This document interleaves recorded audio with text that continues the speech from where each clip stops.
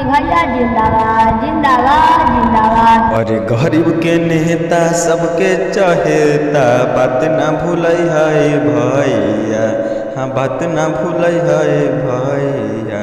हाँ गरीब के नेता सबके चहेता, बात ना भूलै है भैया। तब की हमारे सासी भैया के विजयी है भैया, तब की हमारे सासी भैया के विजयी बनै है भैया। आपका नेता कैसा हो, सासी भैया जैसा हो, जिंदाबाद जिंदाबाद। हमर होता सासी भैया गरीब के जनमा, देथुन खूब ध्यान हाथुन सच्चाई नसनमा। इहे है सपना सासी भैया अपना, बात ना भूलै है भैया। हाँ इहे है सपना सासी भैया अपना, बात ना भूलै है भैया।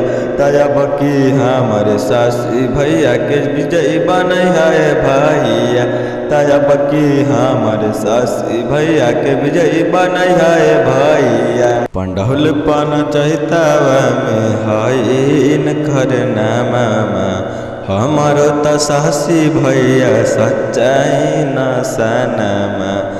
सहनी हमारा चल के अगाड़ी सबके बतै है भैया, हाँ सहनी हमारा चल के अगाड़ी सबके बतै है भैया।